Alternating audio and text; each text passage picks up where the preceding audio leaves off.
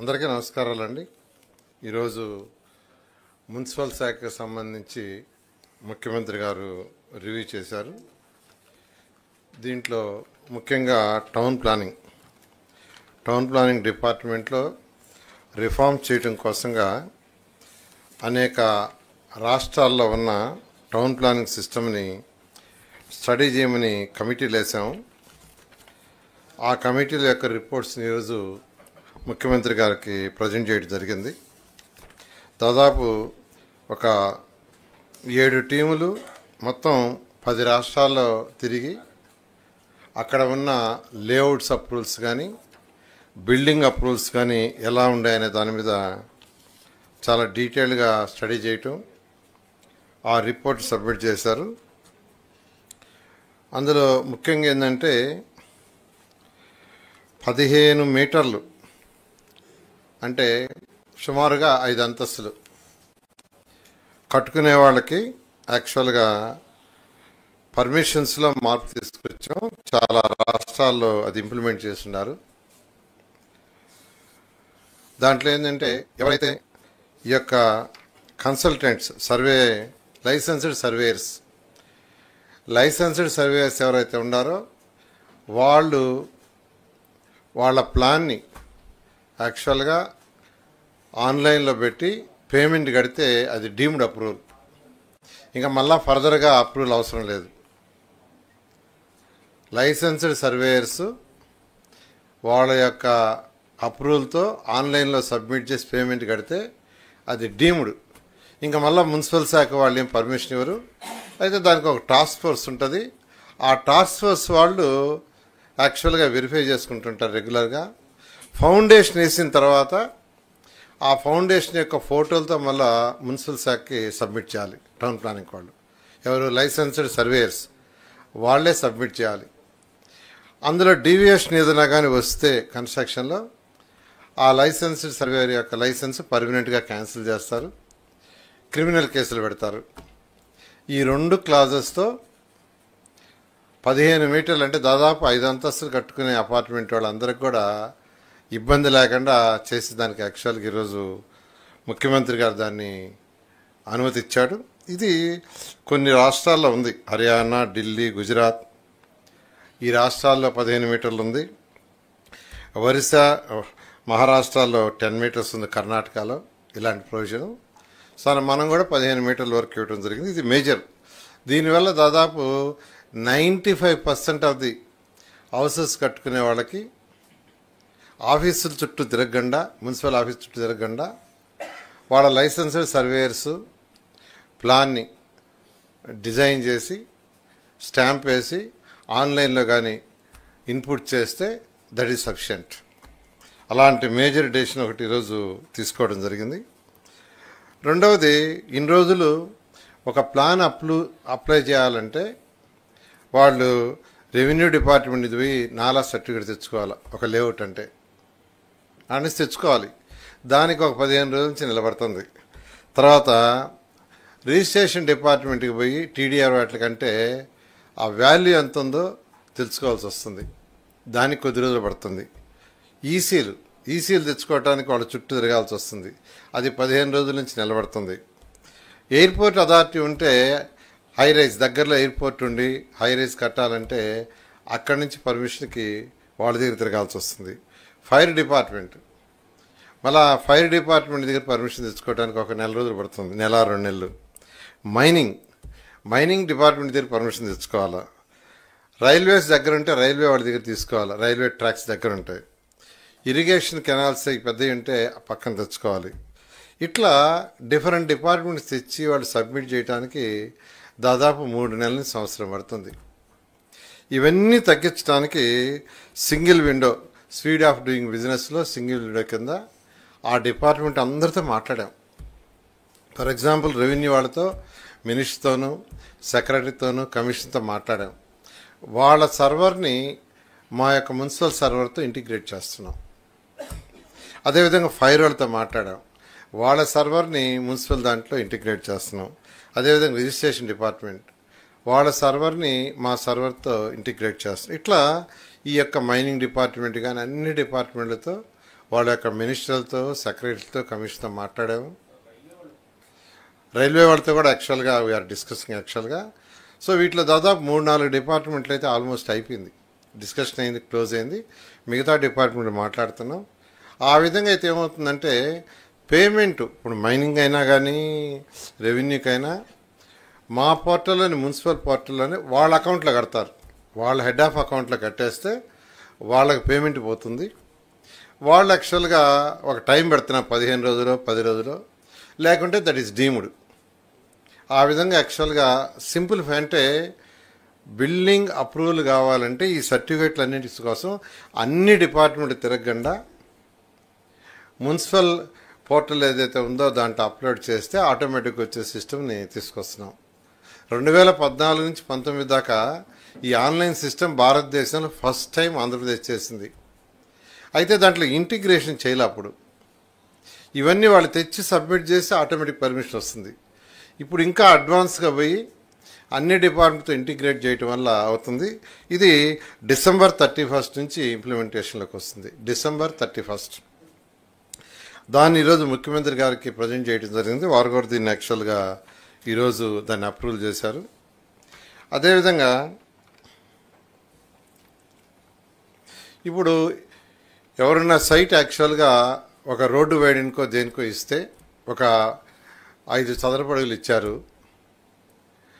వాళ్ళ సైట్లో, మిగిలిన వాళ్ళ సైట్లో బిల్డింగ్ ఎక్స్ట్రా కట్టుకోవాలంటే ఇప్పుడు టీడీఆర్ తీసుకొని తర్వాత కట్టాలి.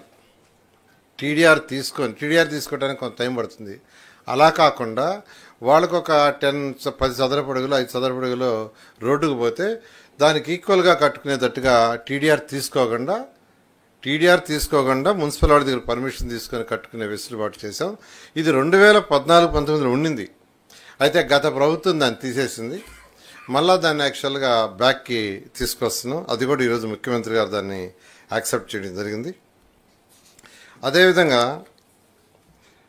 500 చదరపు మీటర్ల కంటే 500 చదరపు మీటర్ల కంటే ఎక్కువ ఉన్న వాటిల్లో కమర్షియల్ ఏరియాలో సెల్లార్ల పార్కింగ్ ఇచ్చాం, ఒక 500-600.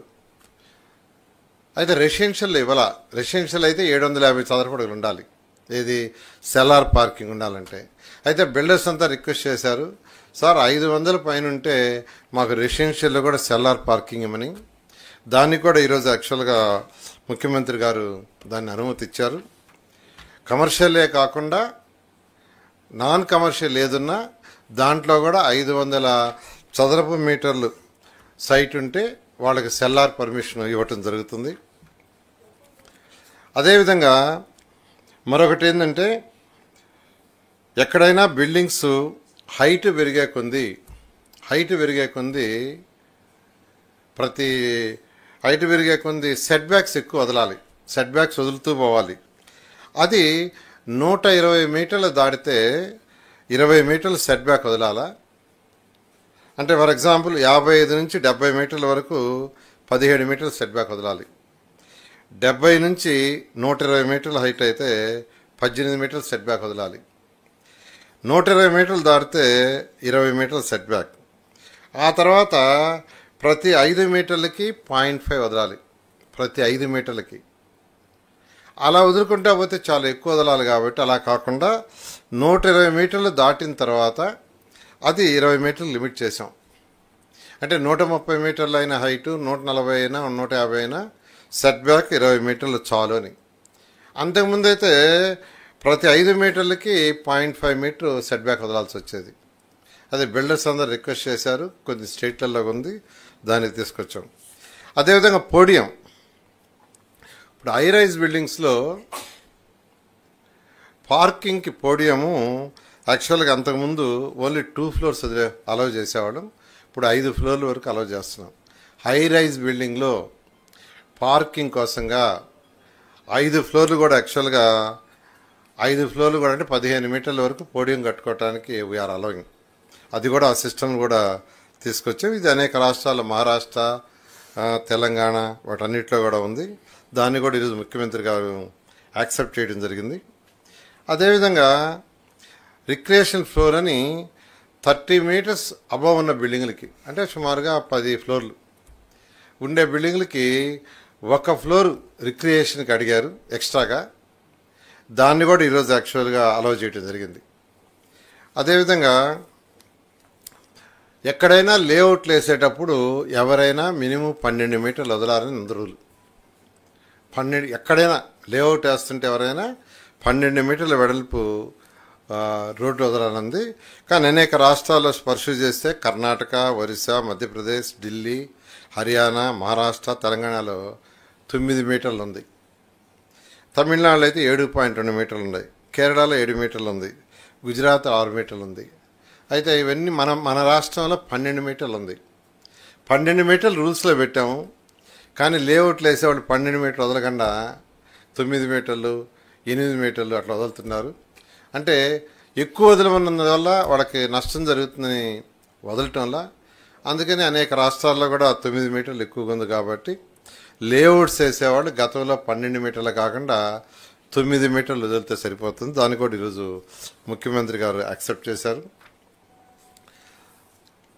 అదేవిధంగా టీడీఆర్లు ఏదైతే ఈరోజు మీకు అందరికీ తెలుసు, మనకు తణుకులో కానీ తిరుపతిలో కానీ జరిగినవి, దాని మీద సమగ్రంగా అంటే ఆల్రెడీ కమిటీలు వేసాం, రిపోర్ట్ ఇచ్చారు. తిరుపతి రిపోర్ట్ ఇంకా ఇవ్వలేదు.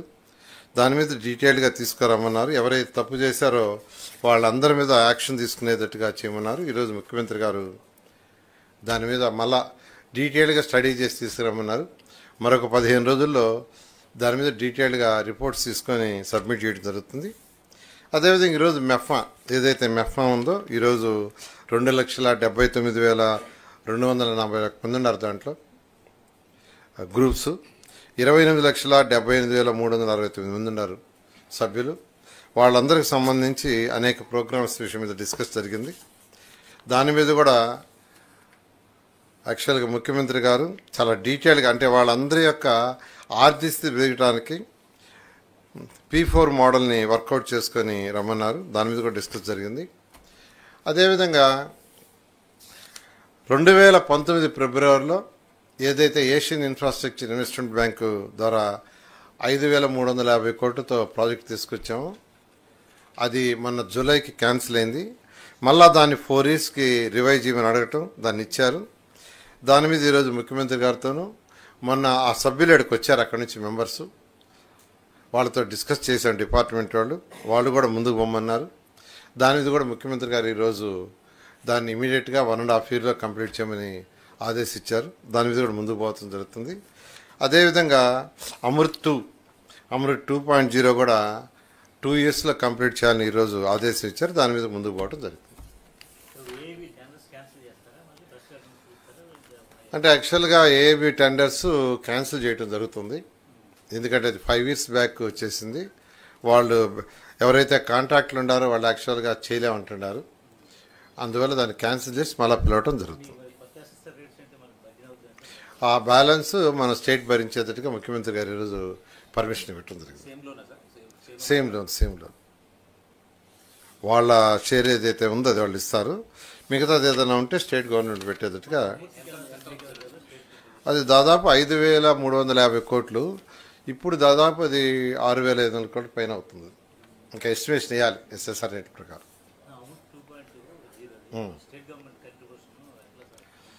అంటే దాన్ని కూడా ముఖ్యమంత్రి గారు హ్యామ్ మోడల్ వర్క్ చేయమన్నారు. హ్యామ్ మోడల్లో దాన్ని కూడా యాక్చువల్గా హ్యామ్ మోడల్లో వర్క్ చేయడానికి వాళ్ళ అధికారులు వర్క్ చేసి ఒక 15 daysలో మళ్ళీ ముఖ్యమంత్రి గారు సబ్మిట్ చేస్తాం. అంటే 50%, అంటే 36% వాళ్ళు ఇస్తున్నారు.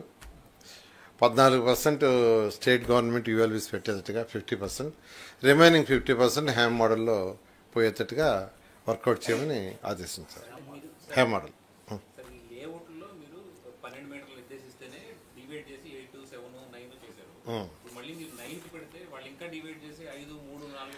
అందుకే 9 చేసి స్ట్రిక్ట్గా ఇంప్లిమెంట్ చేయమని ఆదేశించారు. ఇంప్లిమెంటేషన్ స్ట్రిక్ట్గా చేయటం, దట్ ఈస్ ది ఆబ్జెక్టివ్. 9 చేయటంలో ఉద్దేశం ఏంటంటే మరీ ఎక్కువ పెట్టి వాళ్ళని ఇబ్బంది పెట్టి అనేది లేకుండా, అంటే ఎలా నువ్వు హై రైజ్ కావాలంటే 60 meters 40 meters రోడ్స్ ఉండాలి. చిన్న అంటే 2 ఫ్లోర్లు 3 ఫ్లోర్లు 4 ఫ్లోర్లు కట్టుకునేటప్పుడు 9 మీటర్స్ ఈజ్ ఎనఫ్, ఆ ఉద్దేశంతో చేయటం జరిగింది. అంటే ఇప్పుడు నువ్వు 2 ఫ్లోర్లు కడుతున్నా రోడ్డు వచ్చి 12 మీటర్లు ఉండాల్సి వస్తుంది. చిన్న చిన్న లేఅవుట్ వేసినా, చిన్న లేఅవుట్ వేసారు ఎవరన్నా, దాంట్లో కూడా ఇప్పుడు ఏంటంటే రోడ్డు 12 మీటర్లు వదలాలి. ఫర్ ఎగ్జాంపుల్ ఒక 4 ఎకరాలు లేఅవుట్ వేస్తున్నారు, వేసిన ప్రతి రోడ్డు 12 మీటర్లు వదలాలంటే ఉన్న స్థలాల్లో మేజర్ పోతుంది, అతనికేం ఉండటంలా. అందువల్ల అతను ఏం చేస్తున్నాడంటే డివైడ్ చేసి కడుతున్నారు. అలా కాకుండా మనం అఫీషియల్గానే 9 మీటర్స్ చేయటం వల్ల చిన్న లేఅవుట్స్ వాళ్ళు 9 మీటర్స్ వేసుకుంటారు. అంటే ఇప్పుడు 40 అంటే హై రైజ్ చేయాలంటే కంపల్సరీగా మనకు 12 మీటర్స్ ఉండాల్సింది, మినిమం 12 మీటర్స్ లేని హై రైజ్ పర్మిషన్ ఇవ్వరు. సో చిన్న చిన్న లేఅవుట్స్, చిన్న బిల్డింగ్స్ కట్టేదానికే ఈ యొక్క 9 మీటర్స్ అలౌ చేస్తారు. ఇప్పుడు ఎంతైనా ఇప్పుడు అంటే లేఅవుట్ పెద్దది నిండి, బట్ అక్కడ కట్టే బిల్డింగ్స్ చిన్న చిన్న బిల్డింగ్స్